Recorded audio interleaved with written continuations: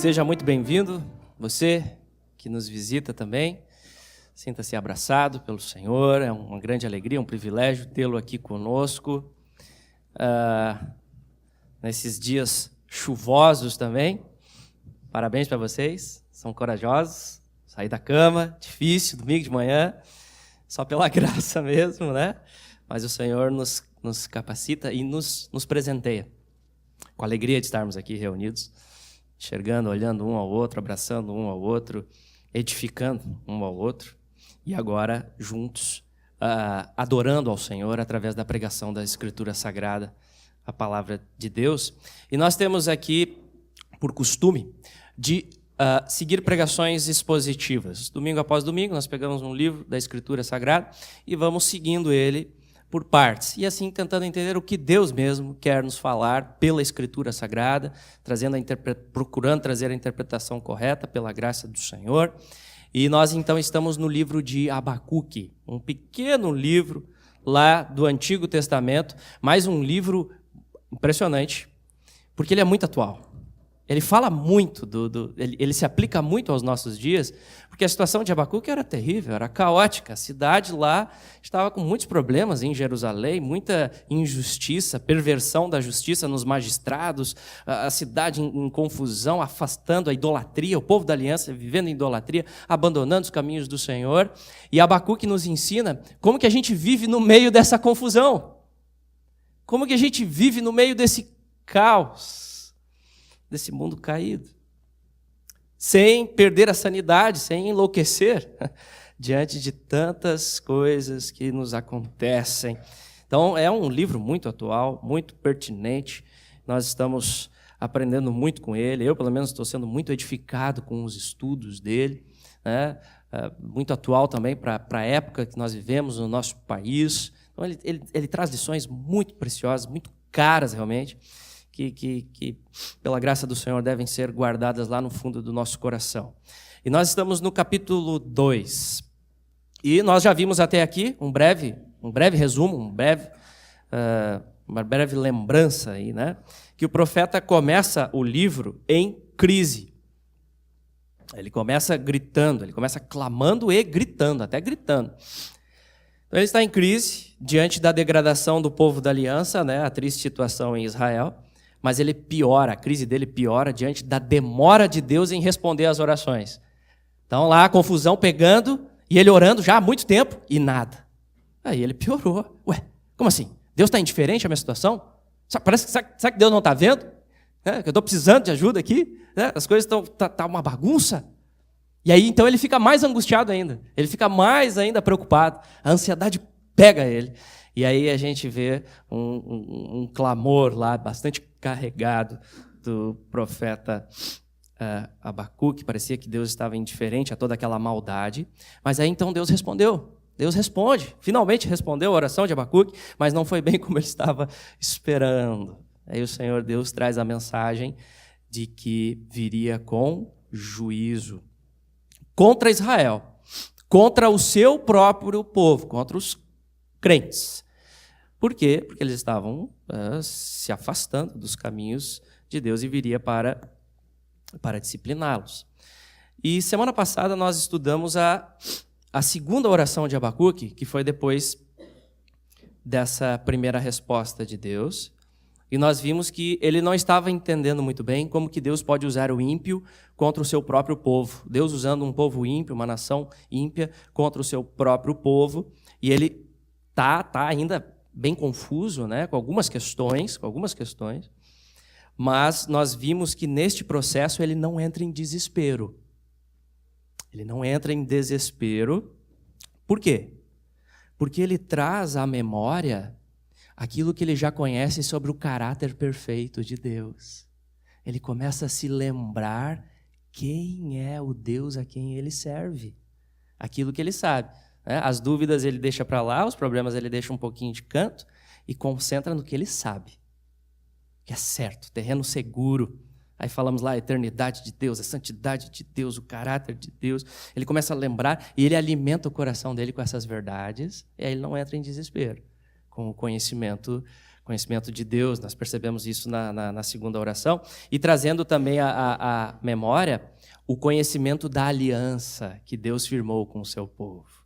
Deus firmou lá com Abraão, quando começou a estabelecer o seu povo uma aliança, e Deus é fiel, Deus cumpre a sua aliança, Ele lembra disso, Ele alimenta o seu coração com esse conhecimento, e aí então Ele chega à conclusão que o povo não seria destruído, não morreremos. Não morreremos. Então, é disciplina, mas Deus vai preservar, vai poupar o povo.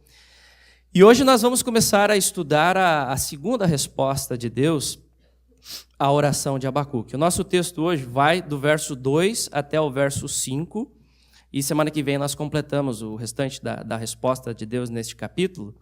Neste capítulo que trata sobre o problema do mal. O problema do mal. Abacuque estava preocupado. Será que Deus iria tolerar o perverso? Será que Deus vai deixar o mal prevalecer assim em livre curso, como a Babilônia estava conquistando tudo? Estava devastando tudo, o império ganhando todos os terrenos. Como assim? Será que Deus vai permitir isso? Aí o Senhor Deus responde que não. Hoje o Senhor Deus vai responder, não vai. O ímpio vai ser condenado. O ímpio será condenado. Estou vendo tudo. Nada passa despercebido. Nenhuma nação, nada. Cada detalhe está debaixo do meu controle. O problema do mal vai ser resolvido. Vai ser resolvido. Mas não agora. Tempo de Deus. Tempo de Deus. E Abacuque vai ter que aprender a esperar. E confiar na palavra de Deus. Não na força dele. Na palavra de Deus. Abacuque aprende a esperar e confiar. Então esse será o nosso assunto hoje. Que Deus nos ajude a entendermos essa palavra. Amém? Vamos ao nosso Deus em oração.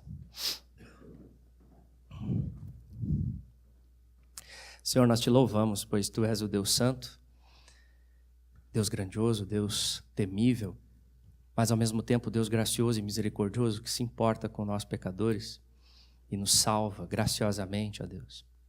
Através da aliança, como nós celebramos hoje de manhã a ceia, te exaltamos e te louvamos por isso, Pai.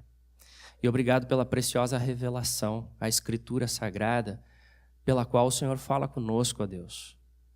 O Senhor alimenta a nossa alma com esse conhecimento verdadeiramente transformador.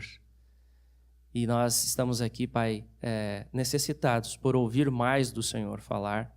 Os nossos dias, Pai, também são difíceis, e nós queremos aprender mais do Senhor e descansar mais no Senhor, Pai. Alimenta a nossa fé nessa manhã. Ajuda-me, Senhor, a ser claro no texto, a ser fiel ao texto. Que for falado aqui na carne seja esquecido, que fique a obra do Teu Espírito Santo, as Tuas palavras gravadas em nós. E eu rogo, Senhor, também essas queridas pessoas. O Senhor conhece as individualidades aqui. O Senhor conhece as aflições, as lutas, as alegrias, as conquistas. Então, Pai, vai ao encontro, Senhor, desses corações. Nós clamamos nessa manhã que o Senhor possa falar com cada um de nós e trazer, Senhor, a devida atenção também, os nossos pensamentos cativos em obediência a Cristo. Então, faz a obra que só o Teu Espírito pode fazer, Pai. Eu rogo a Tua ajuda nesta manhã, por Tua graça em Jesus. No nome dEle oramos. Amém. Muito bem, meus irmãos. Então, vamos abrir lá nossas Bíblias em Abacuque. E vamos observar, em primeiro lugar, que o Senhor Deus começa a sua resposta, a sua segunda resposta para Abacuque, falando, dizendo que Abacuque deve escrever a profecia que ele estava recebendo. Ele deveria registrar aquela visão que ele recebia. Vamos ler a palavra do nosso Deus, que diz ali, a partir do versículo 2, diz assim o texto. O Senhor me respondeu e disse, escreve a visão, grava-a sobre tábuas, para que a possa ler até quem passa correndo, porque a visão ainda está para cumprir-se no tempo determinado, mas se apressa para o fim e não falhará. Se tardar, espera-o, porque certamente virá, não tardará. Então, o texto começa dizendo, o Senhor me respondeu. E como que Deus respondeu a Abacuque? Deus respondeu a Abacuque aqui, meus irmãos, daquela forma como ele costumava falar no Antigo Testamento aos profetas. Os irmãos lembram qual a frase que começa esse livro de Abacuque? Lembram? Qual a frase? Frasezinha? Alguém se arrisca? Pode ler lá, não tem problema. Primeira frase do livro. Sentença. E a segunda palavrinha? Revelada. Revelada ao profeta Abacuque. Ou seja, houve uma revelação de Deus ao profeta dos seus planos e propósitos. Então, essa mensagem deste livro, ela não está saindo da imaginação de Abacuque, não é especulação, não é que ele está observando lá o cenário político e tirando algumas conclusões, não. É revelação direta da parte de Deus. E no caso aqui o texto diz que Deus deu uma visão para Abacuque e ordenou que ele registrasse essa visão. E é importante nós entendermos um pouquinho aqui, meus irmãos, a respeito da natureza da revelação de Deus. Porque a gente às vezes faz confusão e não entende muito bem, né? Que história é essa? E é importante a gente entender um pouquinho sobre a história da revelação progressiva de Deus. Existe um caminhar, existe uma história. No Antigo Testamento, Deus falava aos profetas de diferentes formas, como estamos vendo aqui. Às vezes era através de falas diretas, voz audível, ou então em visões, sonhos, e às vezes Deus mesmo aparecia com aquelas manifestações que chamamos de teofanias. Eu acho que pode ligar o ar, Werner. Está um pouco calor lá atrás, né? Só para a gente dar uma ventilada ali, e está um pouco abafado. Então, Deus ele se manifestava, ele falava dessas formas, né? Essas manifestações que nós chamamos de teofania. Um grande exemplo dessas teofanias é a sarça ardente.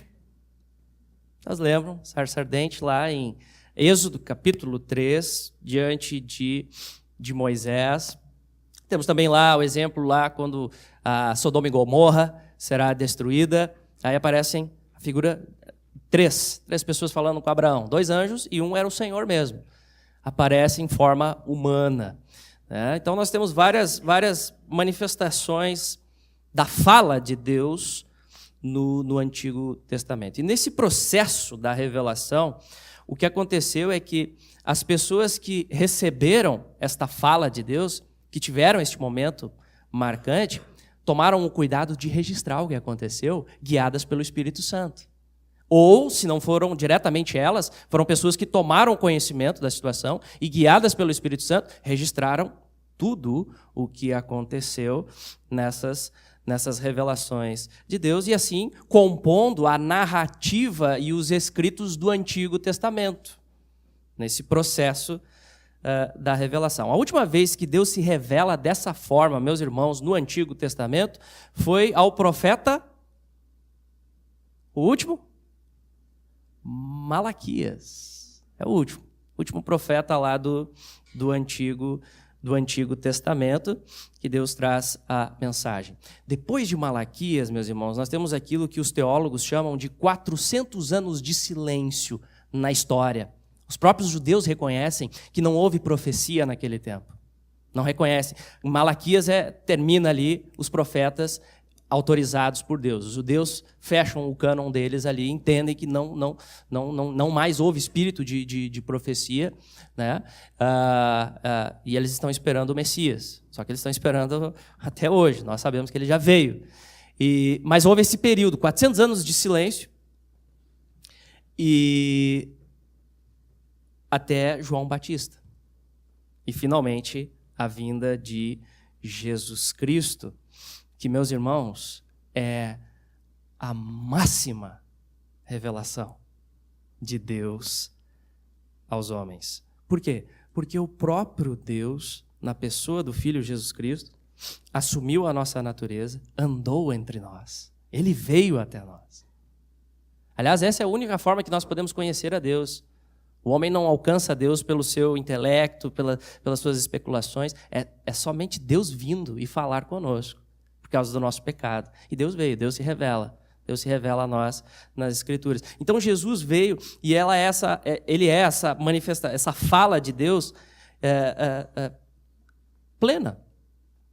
E é importante, isso deve estar muito claro para nós, amados, porque essa forma de Deus falar, ela é infinitamente superior às formas antigas.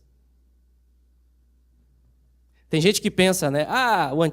No Antigo Testamento que era legal. No Antigo Testamento, tempo, né, que nem Abacuque aqui, cheio de visões, revelações, era muito mais fácil, né? Bate pronto ali, comunicação com Deus. Mas esse pensamento não faz sentido. Por causa da história da revelação, onde nós estamos hoje. Pensar assim não faz sentido. Como disse o pastor Nicodemos, pensar assim é querer se comunicar com sinais de fumaça na era da internet e do celular. Voltar atrás no tempo. Porque Deus mesmo veio a nós, na pessoa de Jesus, que é a expressão exata de Deus aos homens, é a revelação completa, final de Deus. Como diz Hebreus, capítulo 1, versículo 1 a 3, havendo Deus outrora falado muitas vezes, de muitas maneiras aos pais pelos profetas, incluindo aqui Abacuque, nestes últimos dias, incluindo hoje, nos falou como? Pelo Filho, a quem constituiu herdeiro de todas as coisas, pelo qual também fez o universo, ele que é o resplendor da glória e a expressão exata do seu ser. Então, o que aconteceu no processo final da revelação é que a vida de Jesus, o Verbo eterno que veio a nós, foi testemunhada pelos apóstolos, que Jesus mesmo selecionou, e eles tiveram o trabalho de registrar todos os acontecimentos e interpretaram a obra de Jesus guiados pelo Espírito Santo. E aí então eles escreveram as cartas, escreveram os evangelhos e, por fim, Apocalipse, que é o livro em que Deus traz a sua última revelação.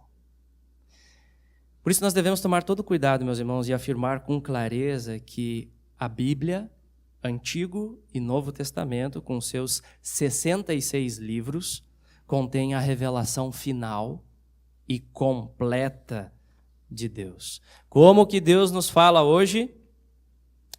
Pela palavra e pela iluminação do Espírito Santo. Está tudo aqui na palavra, por isso nós cremos como igreja no sola Escritura, somente a Escritura, nela nós podemos confiar toda a nossa vida. É claro que Deus ele nos fala também pelas circunstâncias, Ele guia nossas vidas, Ele usa conselheiros, a multidão de conselheiros, a sabedoria, Deus usa as pessoas para ajudar-nos a tomar decisões sábias, corretas, mas fundamentalmente está aqui. Nós não precisamos de novas revelações, está tudo aqui, a revelação está completa, é isso que nós cremos como igreja. Vamos ler junto a nossa confissão? A Bíblia, Antigo e Novo Testamento, é a inspirada, infalível, inerrante e perfeita palavra de Deus e nossa única, imutável fonte de fé e prática, que ensina o que crer concernente a Deus, salvação e vida piedosa. Amém, meus irmãos? Isso é o que nós cremos como igreja, e esses versículos todos é o que corrobora, é o que fundamenta essa afirmação. Você depois pode estudá-los com calma. Josué 1:8, Salmo 119, Provérbios 35, 2 Timóteo 3:16, enfim, você pode estudar esses textos com calma. Então, só um quadro aqui para a gente entender em que situação, né, que Abacuque recebe a revelação e onde nós estamos hoje, para não fazermos confusão. E notemos que o nosso texto aqui, Deus então mandou que Abacuque escrevesse a profecia que receberia e manda gravar em tábuas com grandes letras. É um outdoor. Era para publicar mesmo, grandes letras, para que qualquer pessoa possa passar lá e ler com facilidade. E qual era o objetivo disso? Por que Deus queria isso? O Senhor explica no verso 3 do nosso texto. Por quê? Porque a visão ainda está para cumprir-se no tempo determinado, mas se apressa para o fim e não falhará. Se tardar, espera-o, porque certamente virá, não tardará. Então a visão que Abacuque recebe ainda estava para se cumprir no tempo determinado. Por isso que ele tinha que registrar tudo, para dar testemunho ao povo judeu incrédulo do seu tempo. Vocês lembram que o povo não queria acreditar, não queria dar crédito à palavra de Deus. O Senhor Deus começa, o livro começa, né,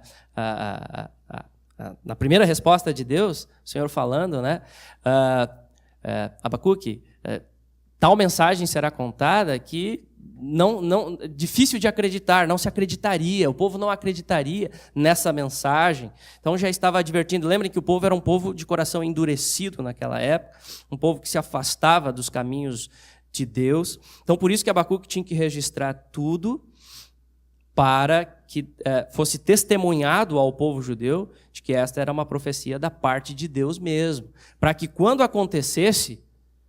realmente acontecesse aquilo que Abacuque estava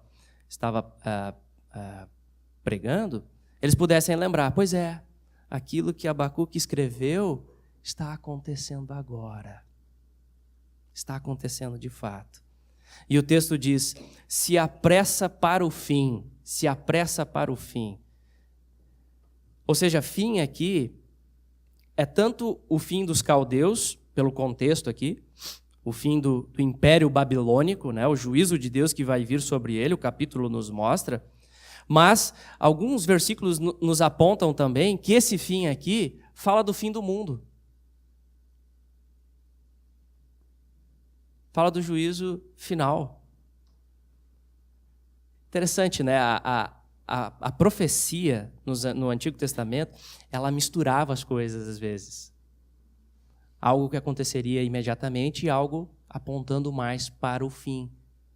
Esse é um aspecto interessante da natureza da profecia no Antigo Testamento. Por exemplo, os profetas anunciavam os castigos de determinadas nações e, ao mesmo tempo, falavam do grande dia do Senhor, apocalíptico, né, em que no futuro Deus iria castigar todas as nações. Ou então, quando falavam da restauração pós-exílio, e aí apontava também para a restauração final de todas as coisas, quando será consumada a nova aliança em Jesus Cristo. E aqui acontece isso, está misturado o dia do juízo final com o dia em que Deus iria vir com juízo sobre a Babilônia, como veremos com mais detalhes na semana que vem. Portanto, a visão de Abacuque não era para agora, essa invasão, mas caminha para o fim e ela não falhará. Ou seja, vai acontecer exatamente como Deus estava mostrando para Abacuque. E este verso, meus irmãos, ele define também muito bem como que acontecia a verdadeira profecia no Antigo Testamento. Né? Vocês percebem aqui, Deus, antes dos fatos acontecerem, anunciava com exatidão o que iria acontecer, tudo claro de acordo com seus decretos eternos. Por isso que esse era o teste da verdadeira profecia no Antigo Testamento. Se o profeta dissesse que iria acontecer alguma coisa e não acontecesse exatamente como ele disse, era falso profeta e teria que ser apedrejado. Ele tinha que ser morto, conforme Deuteronômio, capítulo 18. Então, notem, meus amados irmãos, o cuidado que o profeta tinha que ter.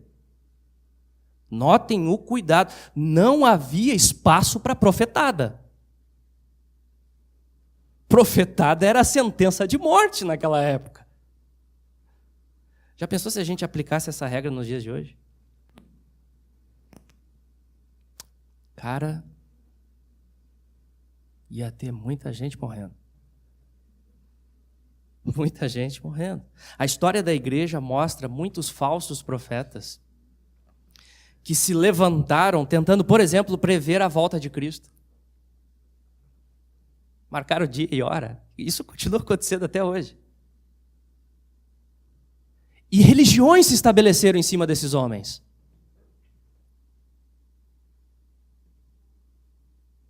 Percebe?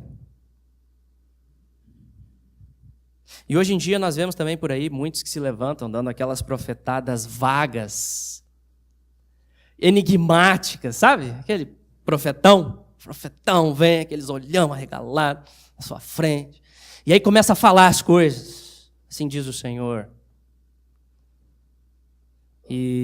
Só que é impressionante, você encaixa qualquer coisa ali, naquelas coisas enigmáticas, qualquer coisa, você já está meio abatido e tal, você já entra na onda, enfia qualquer coisa no que ele está falando, e depois se ele faz previsões, e se as previsões não acontecem conforme a suposta profecia, vão dizer que é falta de fé. O problema é que você não creu. Esse é o problema. Foi falta de fé, por isso que não aconteceu. Você já se deparou com um ensino assim? Mas notem, meus irmãos, que isso é totalmente contrário à profecia bíblica. Totalmente contrário. Por quê? Porque a profecia de Abacuque aqui não depende da fé do povo. Vocês já notaram isso? Lembrem que Deus está falando aqui, através de Abacuque, para um povo incrédulo, que não queria dar crédito à palavra de Deus, ou seja, os acontecimentos do juízo viriam independente da fé do povo, mas viriam por causa da palavra de Deus e do seu agir soberano. Creia você ou não, o juízo virá. O juízo virá. Portanto, a profecia bíblica registrada nas Escrituras, ela é certa, ela é segura, ela não falha, ela se cumpre com exatidão, como aconteceu depois na invasão em Jerusalém, 587 a.C., aí a disciplina para o povo de Israel, e depois a destruição do império da Babilônia pelos medos e persas, que foi outro império que se levantou. Por isso, então, o Senhor finaliza, meus irmãos, dizendo no verso 3 que vai cumprir a sua promessa. Abacuque escreve, é isso que vai acontecer, eu vou cumprir a minha promessa, mas não é agora, está se encaminhando para o fim.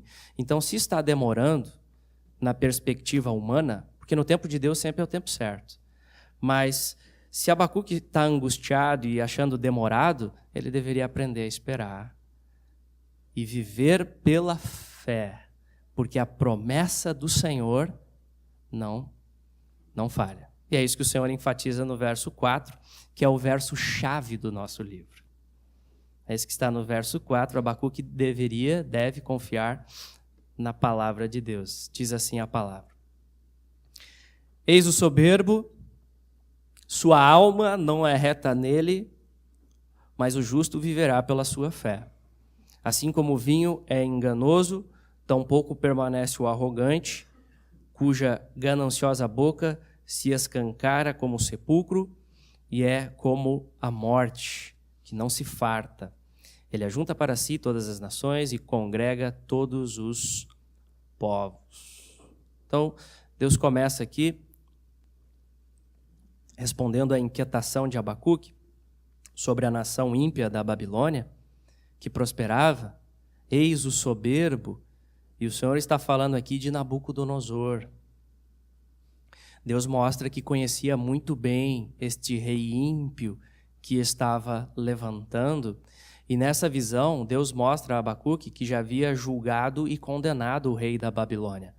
O texto diz que ele era um rei soberbo, arrogante, sua alma não é reta nele, ou seja, o seu viver era desagradável diante de Deus. Ele confiava em si mesmo, na sua força, no seu talento, e se orgulhava disso. Se orgulhava. Sabe aquele cara que fica sempre levantando os troféus e tudo, e se orgulhando de si mesmo? E isso era detestável diante de Deus. E assim era este rei, soberbo, arrogante.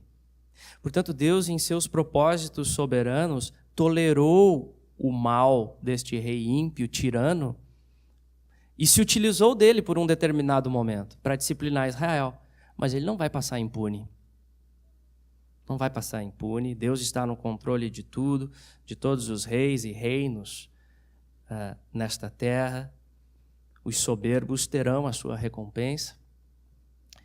E no verso 5 temos mais descrição da impiedade deste rei. O texto diz que ele é ganancioso como a sepultura. O que isso quer dizer? É uma figura comparativa aqui. Você já notou que cemitério não para de receber gente? Nunca se farta, né? Sepultura sempre recebendo mais e mais e mais e mais. Era assim Nabucodonosor. Nunca se fartava de fazer guerra por sua ganância.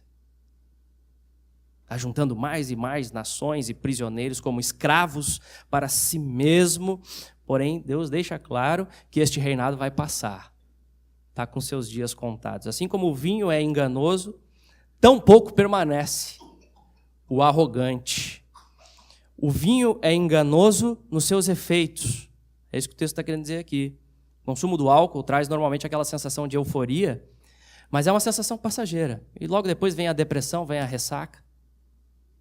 A alegria que o vinho traz é passageira, é enganosa. E da mesma forma, diz o texto, é passageira a vitória de Nabucodonosor.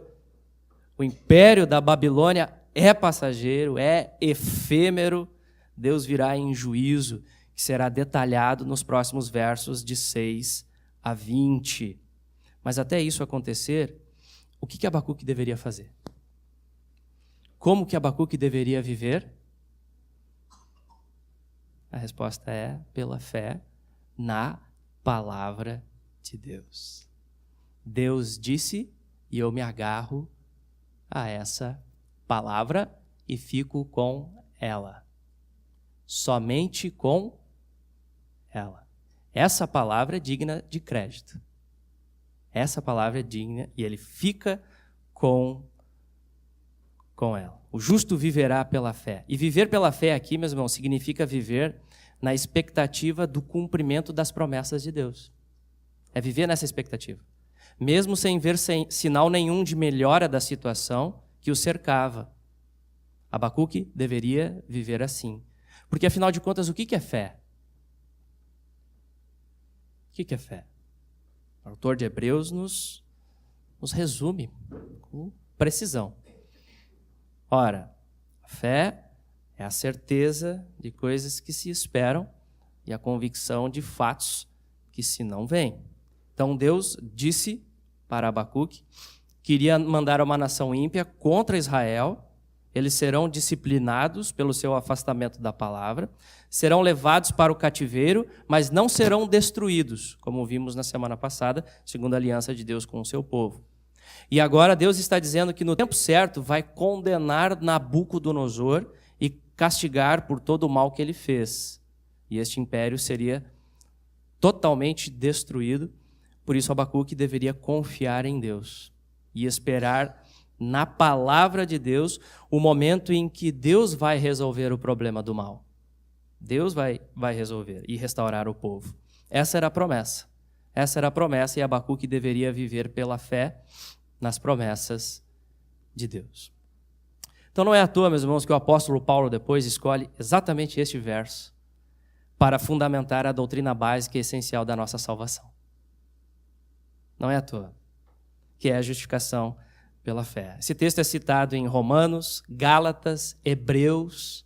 Incrível, né? Um livro tão pequenininho, citado tantas vezes no Novo Testamento, exatamente porque este é um assunto fundamental que percorre toda a Bíblia. Quem é o justo? Quem é o salvo? Quem é o crente? O crente é aquele que vive pela fé. Não por suas obras, porque todos pecaram. Não pelo que ele está vendo. Não na dependência da sua força, da sua moralidade. Justo. É justificado mediante a fé nas promessas de Deus. Será que é assim que você está vivendo? Será que a sua vida é marcada por esta confiança na palavra de Deus?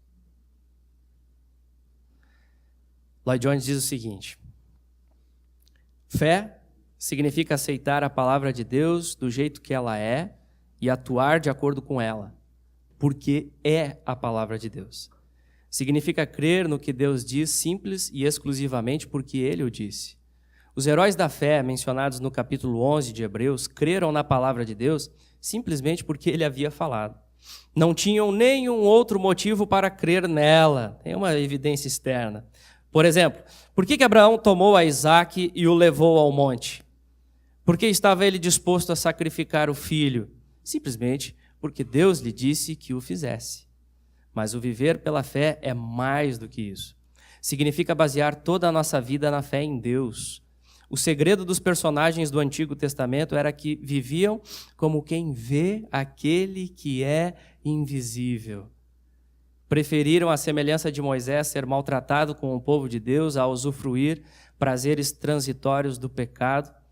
Por um lado, na corte egípcia, havia sabedoria do mundo. Por outro, a simples palavra de Deus que havia revelado a Moisés seus propósitos para o povo ao qual ele pertencia e o destino para o qual o Senhor os estava preparando. Na ocasião, eles eram escravos e tratados com crueldade. Moisés tinha somente a palavra de Deus para sua base de ação, mas abandonou a corte de Faraó e, dando as costas a perspectivas maravilhosas, saiu como Abraão, deixando o seu próprio país. Perceba, meus irmãos, como a decisão da fé, muitas vezes, aos olhos do mundo, vai ser bem impopular. Pode acarretar em perda de popularidade, perda de conforto, né? Carreira profissional não decola tanto. Pode acarretar. Moisés tinha um futuro promissor ali no Faraó, aquelas maravilhas. Ele vira as costas. O Senhor disse, o Senhor falou. Né? Como depois o Senhor Jesus lá também, diante de Pedro, né? Diante dos discípulos, traz aquele discurso duro, e muitos dos seguidores de Jesus foram embora. Muitos da teologia da prosperidade, em busca da casa nova, foram embora. E ficaram ali os discípulos, e aí Jesus falou, vocês não querem ir embora também? E aí Pedro responde, onde nós iremos? Se só tu tens palavras de vida eterna. Moisés seguiu assim, e os heróis da fé dão esse exemplo. Lloyd Jones continua, ele, Moisés, saiu como quem vê aquele que é invisível, Cristo. Pela fé nós vemos aquele que é invisível, Cristo, e seguimos ele. O justo viverá pela sua fé. Esses homens apostaram tudo na palavra de Deus, estavam preparados para sofrer por ela e, se necessário, a perder tudo. A mesma perspectiva enfrentaram muitos dos primitivos cristãos, foram colocados em situação terrível. Ainda assim, os cristãos recusavam-se a afirmar que César era Senhor. Baseados em quê? Baseados na simples palavra de Deus. Acreditavam que certa pessoa, Jesus, havia nascido neste mundo em extrema pobreza em Belém. Havia trabalhado como carpinteiro e finalmente morrera numa cruz. Mas também acreditavam que ele era o Senhor da glória. E que havia ressuscitado dos mortos. E na força dessa crença declaravam que nunca diriam que César era Senhor. Arriscavam tudo, morriam pela fé e na fé. Portanto, amados, este é o começo da segunda resposta de Deus para Abacuque. O justo viverá pela fé. Este profeta que começa em crise o seu livro, mas que está aprendendo mais profundamente o que significa viver pela fé na palavra de Deus.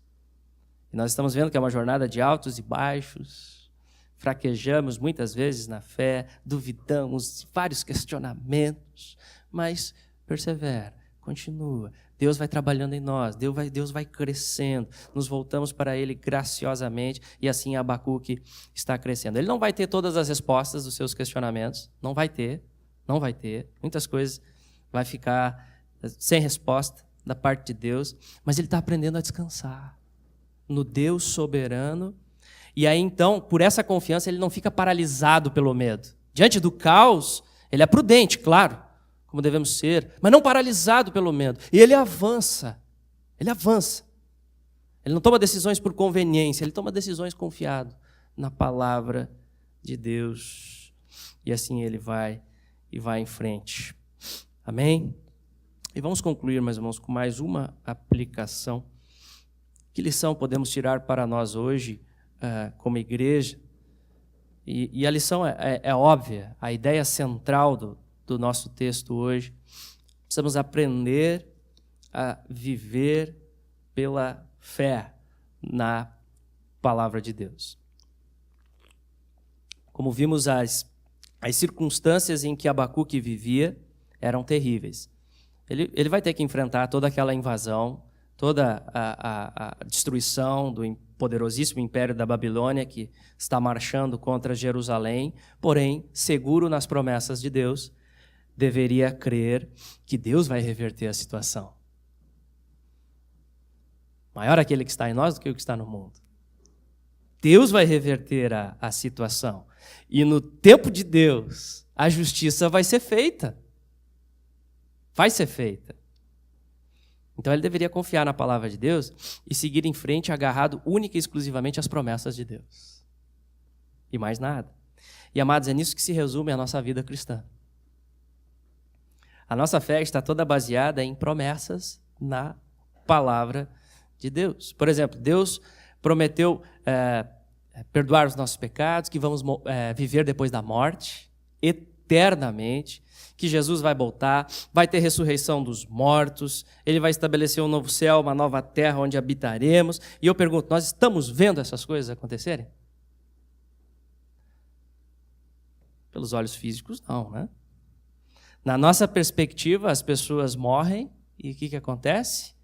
Ficam mortas, enterradas. É isso que nós vemos, essa é a realidade que percebemos. E algumas vezes a realidade que nós percebemos do nosso cotidiano parece que contradiz as promessas de Deus. Nós vemos o mal no mundo prosperando, nós vemos o ímpio prosperando, nós vemos tragédias, tristezas, injustiças, mas é exatamente isso que significa viver pela fé, na dependência exclusiva das promessas de Deus. É dessa forma que nós podemos dizer que a vida cristã é uma vida de espera. A vida cristã aponta para o futuro. A vida cristã é uma vida escatológica. A nossa esperança definitiva não é aqui. A nossa pátria definitiva não é aqui. O nosso coração não deve estar aqui. A nossa salvação começa aqui e nós desfrutamos de maravilhas, sem dúvida, primícias. O Espírito que nos é dado, primícias, alegrias incomparáveis. Mas a nossa salvação não se completa aqui. Não se completa aqui.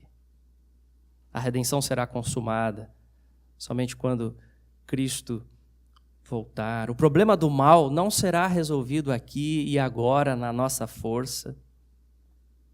Ainda vamos ter que enfrentar a morte. Cada um de nós teremos que enfrentá-la. Talvez, pode ser hoje. Pode ser hoje que enfrentaremos ela, né? Ou se Jesus voltar antes. Mas vamos enfrentar. Lutamos contra o pecado diariamente, ainda presente em nós, diariamente. E enfrentamos perigos diariamente. Saindo de casa, já estamos enfrentando, em casa mesmo, já estamos lutando contra perigos e vírus e todos aí, ainda mais nessa época de frio. Enfrentamos perigos diariamente. Por isso que não existe outra maneira de você ser cristão se não for pela fé. Não tem outra chance. E fé significa se apropriar das promessas de Deus e dizer, eu creio nelas. E vou viver por elas. E é isso que Abacuque está aprendendo, meus irmãos. Ele está crescendo nessa jornada de fé. Mesmo sem ver muita melhora ao seu derredor, ele está aprendendo a confiar. Sua fé está sendo purificada. Ele está vendo aquele que é invisível e governa todas as coisas. O rei, o herói da sua salvação.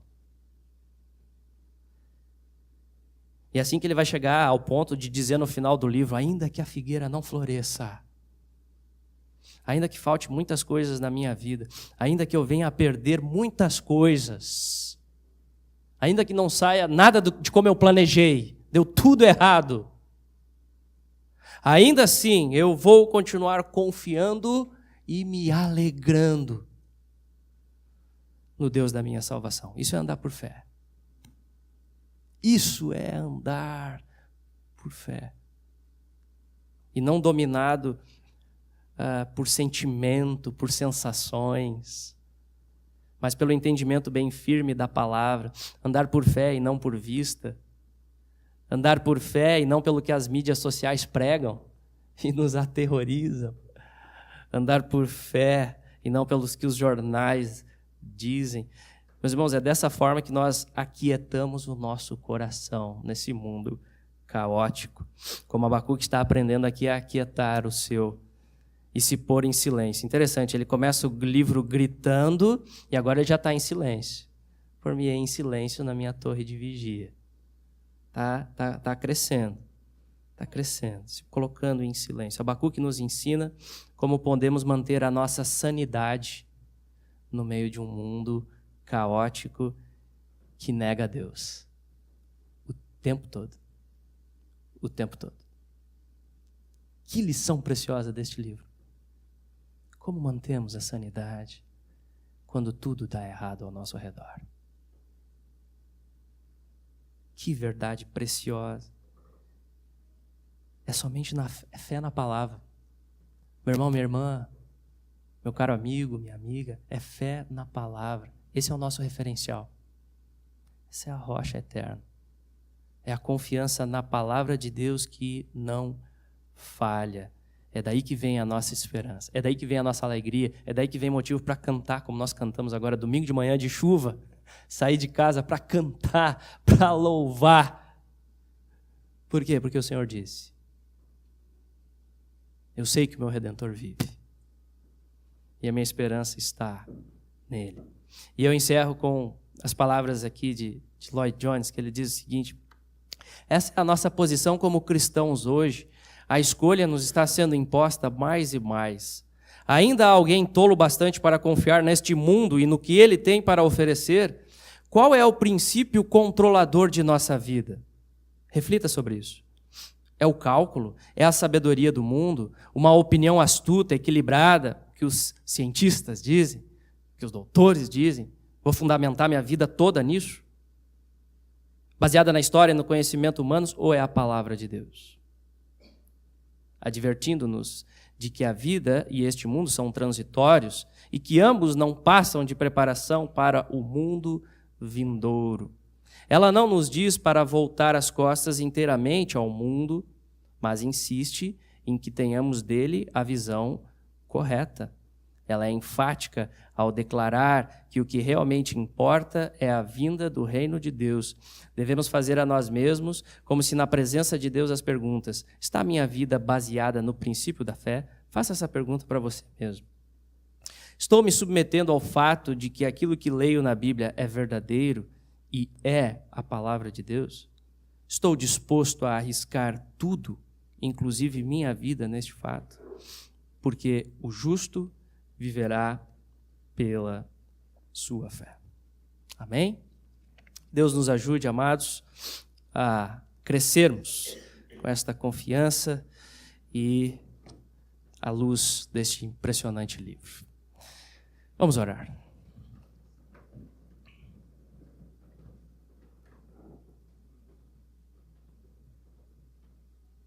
Senhor, nós te louvamos e te agradecemos, a Deus, por essa palavra, pelos ensinamentos tão preciosos de que o justo vive pela fé. Obrigado pela palavra. Pai, ajuda-nos a entendermos ela cada vez mais, praticarmos ela, amarmos a Tua verdade, Senhor. Dá-nos graça para seguirmos assim nos caminhos que o Senhor tem preparado para nós também, Pai. Abençoa-nos como Tua igreja e usa-nos também, Pai, para a Tua glória, para que o Teu evangelho seja publicado, seja professado, seja proclamado, Senhor, mais e mais, e que mais pessoas Te conheçam, Senhor, neste mundo tão sedento de conhecer, de ouvir a Tua voz realmente nas Escrituras. Então, nós Te agradecemos muito, Senhor, pelo privilégio que tivemos nessa manhã e rogamos a Deus as Tuas bênçãos em nome de Jesus Cristo. Amém.